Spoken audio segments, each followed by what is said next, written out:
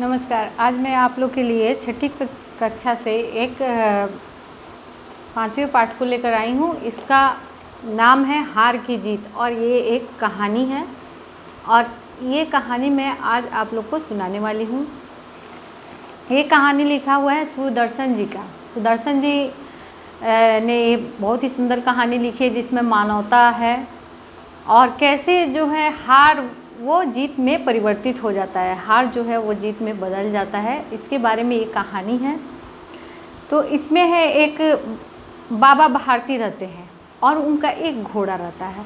घोड़ा बहुत ही उनको प्यारा है, जैसे माँ को अपने बेटे से प्रेम रहता है, किसान को अपने खेत को देख करके प्रेम रहता है, आनंद जो मिलता है, उसी तरह अपने घोड़े को बहुत ही बाबा भारती जो है वो बहुत ही प्यार करते थे। और वहाँ उसी इलाके का एक डाकू था जिसका नाम था खड़ग सिंह। खड़ग सिंह जो था उसका लोग नाम सुन करके थर थर काँप उठते थे। और सुल्तान, उनके घोड़े का नाम था सुल्तान। तो सुल्तान की जब कीर्ति उसके पास पहुंची, बहुत लोगों ने कहा कि बहुत ही अच्छा उनका एक जो घोड़ा है वो है। तो उसका मन जो है वो बेचैन हो गया घोड़े को देखने के लिए और वो घोड़ा जा कर के वो देखना चाहता था और वो गया, घोड़ा देखा और बाबा भारती ने घमंड से घोड़े को दिखाया, गर्व से दिखाया। इतना अच्छा घोड़ा था, इसमें कहा गया है कि बांका घोड़ा था। और बाबा भारती ने कहा कि तुम अगर देखोगे, जो एक बार देख लेता है उसके हृदय पर उसकी छवि जो है वो अंकित हो जाती है। तो खड़ग सिंह ने जब अस्तबल में ले जा करके और घोड़े को दिखाया बाबा भारती ने, तो खड़ग सिंह ने जब घोड़ा देखा तो उसे बहुत आश्चर्य हुआ। उसने बहुत सारे घोड़े देखे थे, सहस्त्रों घोड़े देखे थे, लेकिन ऐसा बांका घोड़ा उसकी आंखों के सामने से नहीं गुजरा था और उससे उसे लालच होने लगा। वो सोचने लगा कि ऐसे घोड़े की बाबा को क्या ज़रूरत है, ऐसा घोड़ा तो मेरे पास होना चाहिए। और यही सोचकर क्या हुआ कि चुपचाप खड़ा रहा और फिर बोला कि बाबा जी चाल इसकी दिखाइए। फिर बाबा जी भी तो मनुष्य ही थे, वो अपनी प्रशंसा सुनना चाहते थे, घोड़े की प्रशंसा सुनना चाहते थे। तो वो क्या किए कि उसको घोड़ा बाहर लाकर दिए, वो चलाया और उसके बाद वो जाते जाते बोला कि मैं यह घोड़ा आपके पास नहीं रहने दूंगा।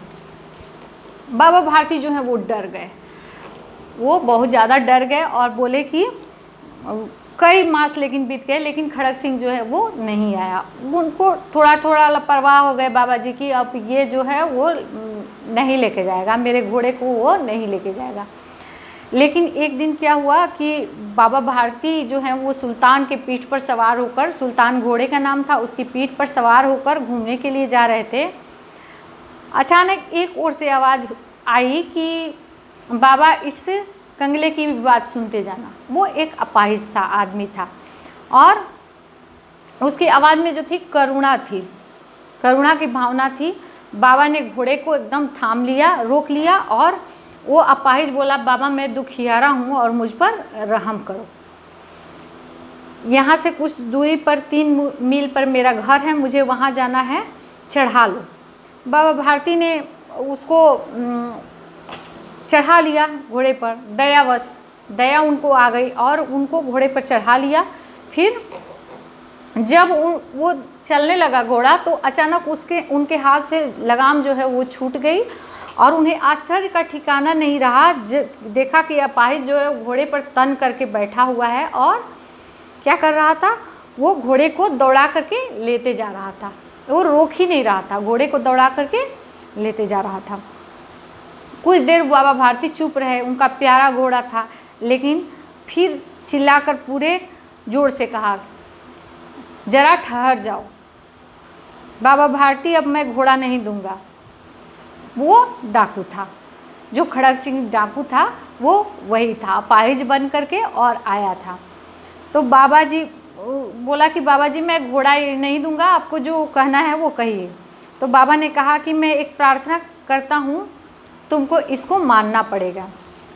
उसने कहा कि ठीक है, बताइए क्या करना है। बाबा जी ने कहा कि अब तुम घोड़े का नाम मत लो, मेरी प्रार्थना यही है कि इस घटना को किसी के सामने प्रकट मत करना, किसी को बताना नहीं इस घटना को कि ऐसा मैंने किया, अपाहिज बन करके इनका घोड़ा लेकर मैं भाग गया, ऐसा मत बताना। खड़ग सिंह आश्चर्यचकित रह गया। उसका विचार था कि घोड़े को लेकर वहाँ से भागना पड़ेगा या फिर से वो घोड़े को मांगने लगेंगे, कहने लगेंगे कि भाई घोड़ा हमको दे दो। तो ऐसा तो कुछ हुआ नहीं। तो उसने फिर पूछा कि इसका क्या प्रयोजन हो सकता है, क्या मतलब इससे क्या फ़ायदा हो सकता है। तो बाबा भारती ने कहा, लोगों को यदि इस घटना का पता चल गया तो वे किसी अपाहिज पर विश्वास नहीं करेंगे। वो किसी गरीब पे, किसी लाचार पे लोग विश्वास नहीं करेंगे। कोई अगर गरीब लाचार कहेगा कि मेरी मदद करो, तो लोग सोचेंगे कि हो सकता है कि अपाहिज के भेष में कोई डाकू हो, चोर हो, लुटेरा हो, और उनकी वो मदद नहीं करेंगे। इसलिए